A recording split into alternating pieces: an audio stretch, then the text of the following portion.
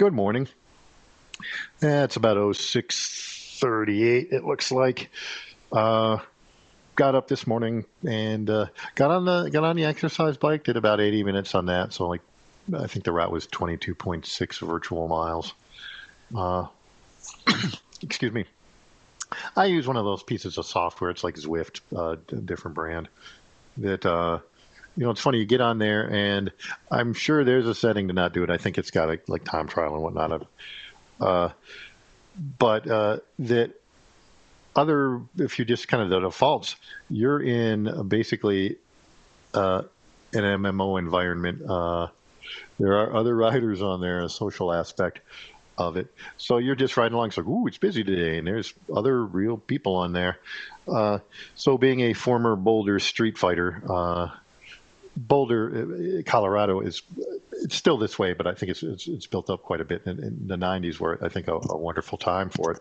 I can't really comment on now. Where it's got a whole set of a trail system, a whole paved. There's some gravel in some areas too, in the outlying areas, but it's basically got a whole road system for bikes with underpasses that go under the street, so you can ride around Boulder. You can live in Boulder without having a car, without any problem at all. I did. I didn't have a car. And then you can go right out of Boulder, right onto get some classic rides just up into the mountains. So there's a lot going on with that. But, there's that thing, do you race? It's like, well, I live in Boulder. Everything's a race. It's just one of those, you're late for work and you're going, or you go by the CU cycling teams out, or, some other people are practicing, off-season pros, whatever. You'd be riding along, and of course, if you pass somebody, they're going to link up, and off we go, off to the races. And it was all in good fun. It would you'd be jamming with somebody, and then you kind of hit that stopping point, and you both would sort of pretend like your heart isn't about to explode. Like, yeah, nice day, good day to be out. Yeah, and you're trying to not telegraph how hurt you are. But it's all in fun. It was a really wonderful. I think you can hear the wistful tone in my voice come. It was a part of my life. It was a good part. Sometimes I wrestle with the ghost of that not being me anymore. That's time, man. And sure, it used to be I could I'd go out and do a century because I had nothing better to do. But the other side of that is I had nothing better to do. It was basically software and biking, and I'm not a great rock climber, but all the adventure things. But yeah, it was, we didn't have TVs and stuff. It was just part of the culture at the time. We just didn't. I do now. I'm a tele-addicted fool like everyone else. I say that, brothers and sisters. Yeah. So that was a good part of the morning, is to at least contact that. I am trying to use it. I'm in a prednisone window right now, just ending it. So I'm trying to hopefully add a little stressor to suppress the immune response and see if I can get something done there with the autoimmune type stuff. So we'll see. But it was fun being back on there because I'm nothing right now, But since there was a bunch of people out on this virtual bike path, of course there was people that there's a couple of guys at the very end. There was one guy, he passed me, and then we got within the 1,000 feet, and I almost reeled him in. I had about 60 feet left, and I would have reeled him in. I started my attack too late. And some of that, here's the terrible part about that. The thing is, the system will count show your distance remaining in, one miles and tenths, 1.2 miles, 2.3 miles left, whatever. But then when it gets to 1,000 feet, just past 0.19 miles, it will kick into feet, 1,000 feet. It give you a 1,000-foot countdown, and I use that as my trigger point for when to start my attack, which was just, that's just a trick of the numbers. I should have attacked a little earlier. So lesson learned there. And then there's one guy that he passed me, but I dropped him eventually. He I think the thing is he decided to, to go into competition mode, and I think he blew his plan a little bit. And I could watch his profile, and I could see him just riding hard and not paying attention to any of the contours, the climbs, the downhills, not choosing his points of efficiency, and not, making up time where he could, or taking advantage of, the hills and things. Either way, not just being efficient. And so he just, I think that plan blew. And I don't mean that. I just mean that as a riding critique, because we all do it. So that's just kind of a self-coaching aspect. It's like, don't, because I've done it, and continue to do it. But that was just for entertainment, and I hope both those guys. I don't have the chat turned on. I hope they had as much fun as I did with that. And in terms of, this just it doesn't matter. But it was interesting though, because and then I mentioned those two, the almost victory and the victory, the slight defeat and the almost victory, because there were people, if that makes it sound like I'm in the mix, I only mention those because they were of note, because there were people just blowing past me. I would look down and, they might be a quarter mile behind me, but it's like one of those countdowns, like on a bomb with tenths or thousandths of a second, where it's just like tick tick tick tick tick tick tick, and I'm a speed bump or a cone on the road. I'm not even a speed bump, I'm a cone or a tree. It's like passing a tree. I'm not even a moving object. I'm not even a concern. I'd look down and see that, and I'd look up at something else, and I'd look back down, and they'd way past me. So good on them. But it is funny kind of being from the riding on the trails, on the bike paths and stuff. And, other places have it. Seattle has a number of trails like that, the Burt Gilman and things of this nature. And a lot of places do. Louisville has a bunch of loops in the park, slightly different riding. Cincinnati, you can find them all over. But it's sort of strange, because if you ride, excuse me, I am sorry. I tried to cover it, and I covered the mic. I put the mic in with my mouth, so my apologies for that. But when you kind of got used to riding, and having to ride a lot, I didn't have a car. It was just you'd get a heads-up display almost of the intercept times. It's like, oh, I'm going to intercept this guy in about 30 seconds. This guy's actually pulling away, and I could jack it up and do this and that, and because you could climb from rider to rider to rider and catch the little draft advantage if you're on your way to work or something. And that's just how it worked. We all kind of cooperatively did that. Sometimes the cycling team would be out, and or you're late, and you pass somebody, and then they link onto your, you feel them suck onto your wheel, and it's like, it's on. But all in good fun. And it was more efficient, and it did kind of push you to get moving, and it was just part of the flow. It was like flowing through traffic. Or you ever have those days when you kind of glide through, you're walking, and you kind of glide through the crowd? It was like that kind of stuff. But it's strange. It was a heads-up display, and that would all those numbers would sort of. It felt like a heads-up display, sort of. You could just kind of have these calculations running in the background, and it made for a very rich experience.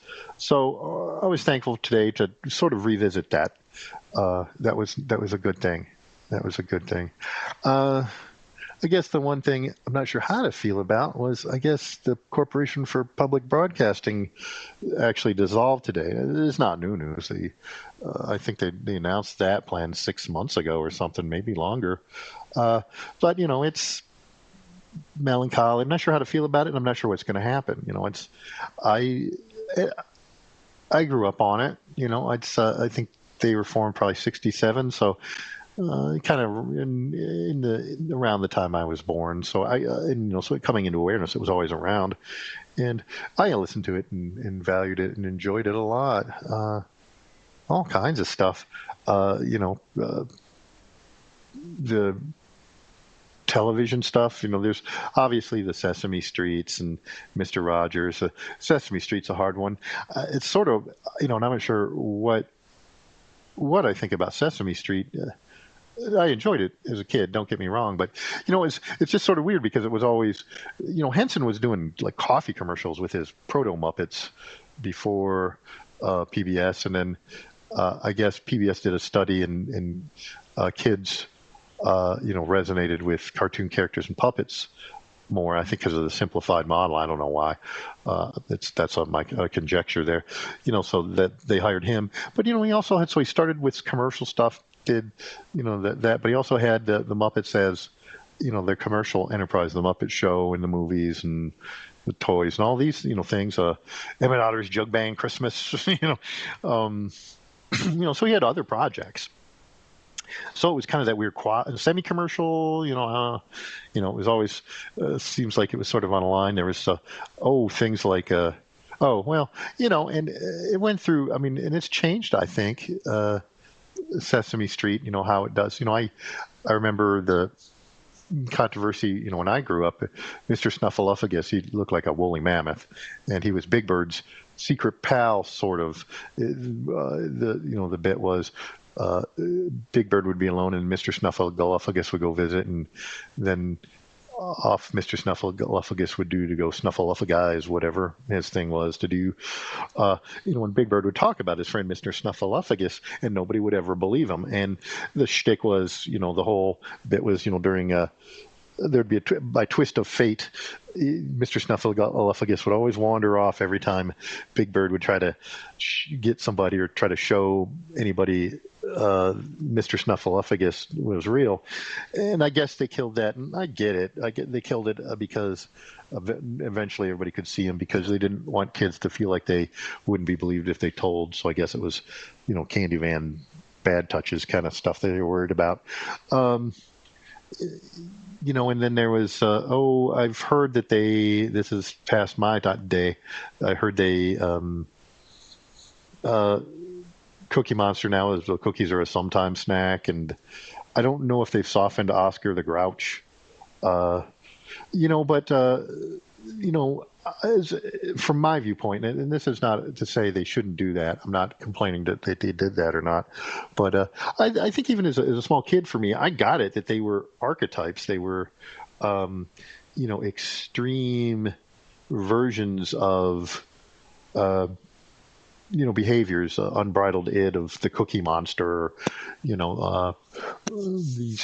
negative feelings that Oscar the Grouch had. You could see the funny. I always thought the funny thing about the Cookie Monster is, even as a kid, you're watching him, and the cookies are all falling out of his mouth. He's not actually eating them all.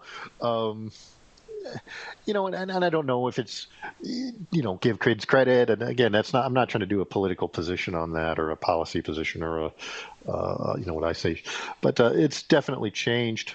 I'm not of the Elmo generation, for me, because the funny thing is, for me, the Big Bird, he was the stand-in for the child. And it was interesting that they made him a big, mighty, huge, tall bird, sort of, but he was, he was the innocent. He was the one that would have to have things explained to him.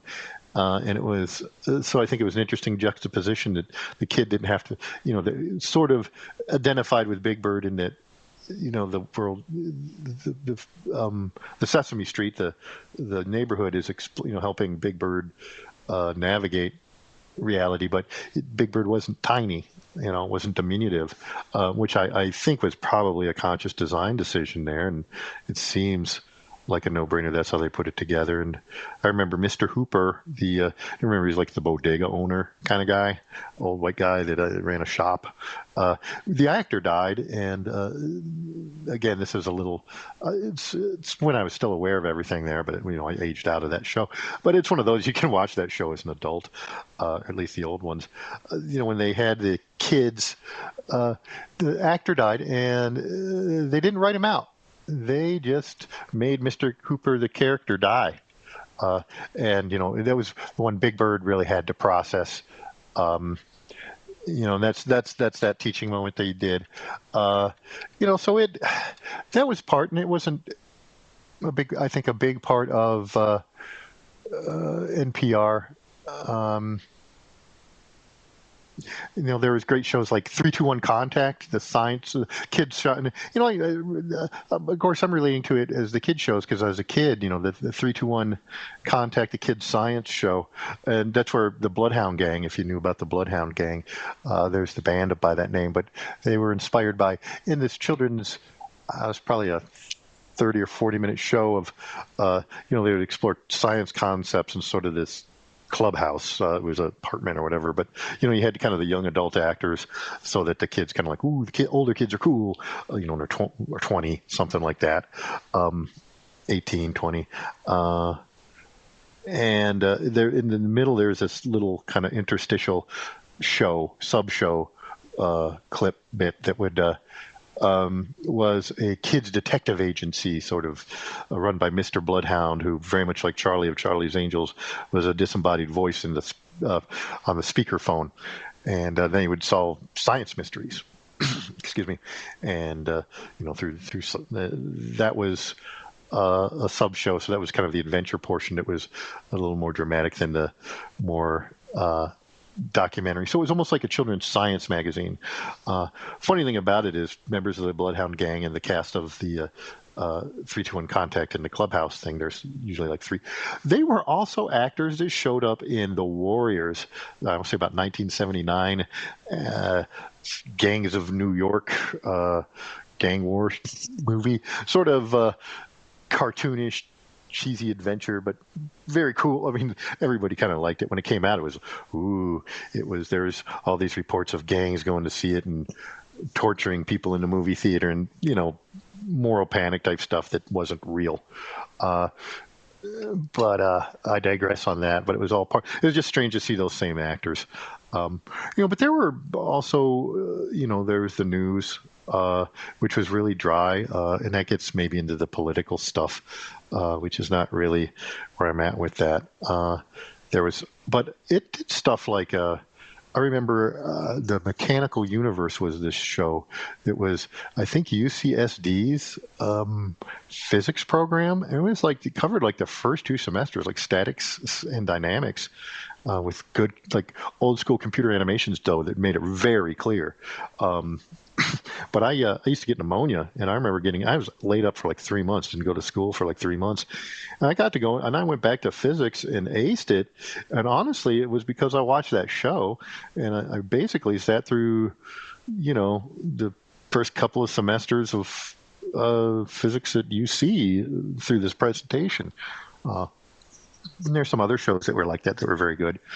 Carl Sagan's Cosmos was an excellent show. That was on. I saw a couple episodes of the Tyson one, the Neil deGrasse Tyson one. Didn't care for it. Nothing against Tyson. I don't think he can capture that lightning in a bottle. It's just that's the Cosmos is Carl Sagan. That's where it should be. I know the science has changed, but still it's an excellent. I think it's still an excellent show. I go back and watch it occasionally. Wow, there was actually quite a bit, and that's just the television. There was, the radio. I remember one of those family functions where, one family's having a barbecue, and so all the families go. So I go with my family, and I had a driveway moment, and they left me in the car for like 20 minutes. Because when we got there, because on the way there I heard this very bizarre program that it's like, what is this? It turned out to be Hitchhiker's Guide to the Galaxy. That's where I first got exposed to that randomly. So that was really good. Just a great resource. And that's the things I miss, the cultural resources, or miss. They're not gone. I mean, yet we'll see. I mentioned all these things about NPR, but, the Corporation for Public Broadcasting was, sort of fed all that, and then the ZBS, the Adventures of Jack Flanders and stuff, which I can see people loving and hating. I can see that, different perspectives on that. But, I've caught a number of different types of radio programs on that. Even the Splendid Table, is a cooking show that The Delicious Dish is what they call it. Saturday Night Live did a send up of that. They called that the Delicious Dish. It was the Splendid Table is the real program, and they kind of had that mellow NPR voice, and would have guests on about food. Oh gosh, Ron DiGiulio, I want to say, did a sci-fi thing with some really good stuff. Oh gosh, so much on I found on NPR. In the less commercial music, jazz and classical stations when I grew up were NPR. And you'd also get the other programs. They'd have program segments with DJs. You make it a reggae hour or Echoes, Hearts of Space, that kind of stuff.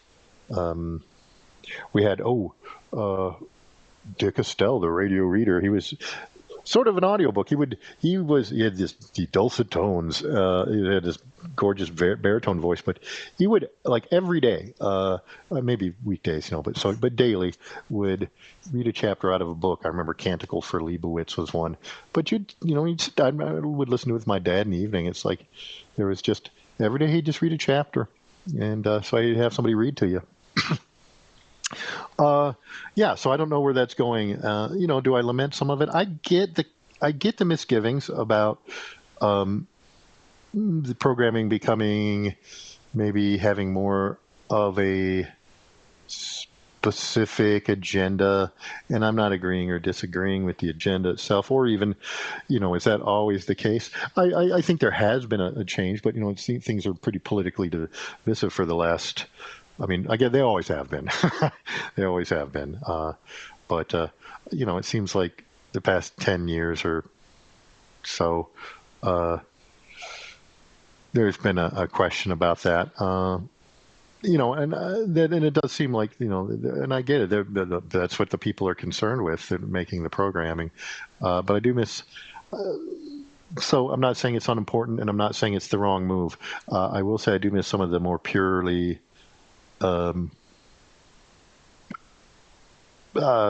factual, that's not the right word, but some of the apolitical, the stuff that's specifically apolitical. But also, I understand, I've heard that the model works by, there's kind of this packaging where if you buy All Things Considered, it comes in this package, sort of. You don't get to buy all the stuff a la carte, or if you do, it's prohibitively expensive. So you get all these other programs with that. Oh gosh, on television there was, I don't know if anybody remembers Jack Horkheimer, the Star Hustler. He worked at one of the planetariums and was big in this kind of outreach and citizen science and stuff. And he would come on, and after Doctor Who, which was at the time, at least on public, that's where we got to see that. Some people hustle pool, other people's hustle stars, or cars, but have you ever heard of the guy who hustles stars? He was a naked eye astronomer. He'd come on, and in his members only jacket, hey, star buddies, and he would tell you about what's going on in the sky that week. Stuff you could see just with the naked eye. You'd see conjunctions and where the planets were, and anything interesting going on. So that was kind of a neat program. That's just me reminiscing. I don't know what's going to happen. I don't know what's going to happen with that. And there's the question of, do we need it anymore in terms of, people get their stuff off the internet now. I used to listen to BBC World Service and whatnot. I hear that the BBC, there's even talk about the BBC shutting down airwave broadcasts and just going internet driven. So I don't know what's going to happen. But it's a concern. It's a concern. I suppose I lament the way I got it. I got to see it and got to hear it. Not that it's even necessarily gone. I guess it's just that I valued that stuff. I thought it was really good. And, even kids that really weren't into NPR and stuff, they knew a lot of the, sort of the big ones, the popular ones. But things changed. So it's not feeling negative about, I'm trying not to feel negative about what's going on now. or saying that I had it better, but appreciating what I did have, and the things I did have, and I should more selectively comb through the media and take a look at good productions. If you guys have any thoughts on that, I won't get bent out of shape in my comments. I know I've been victim of, not victim of, but I've commented on stuff, and I know some people like, you commented on something on the internet. What are you crazy? In terms of, a lot of times I'm finding that you get good faith comments. Some people get bent real out of shape. I think they just want to hear praise or agreement. I talked about that before, and that's not me. You can, and I get it. I'm just screaming out into the void here, rambling out into the void. I don't even know. I mean, I think there's like 5 or 10 people that listen at any time. But yeah, if you have any thoughts, feel free to put them up on the comments. I'm not going to come down on that. It's life's hard enough as it is, and I think there gets that weird, bizarre control fantasy where, because I've hosted a video, any dissenting voice or corrects me on something, like I think I originally wanted to call him Mr. Hopper, not Mr. Hooper. Hey, it's Mr. Hooper. Anything like that. People see that as not everybody, but I think there can be a tendency. I don't know. I just have seen it happen where people react negatively to a fact or opinion or a different perspective, and I'm not going to do that. Okay, well, hey, thanks. I've been babbling at you for like 26 minutes, but that's, I guess, a horrible ramble for you. Thanks for listening.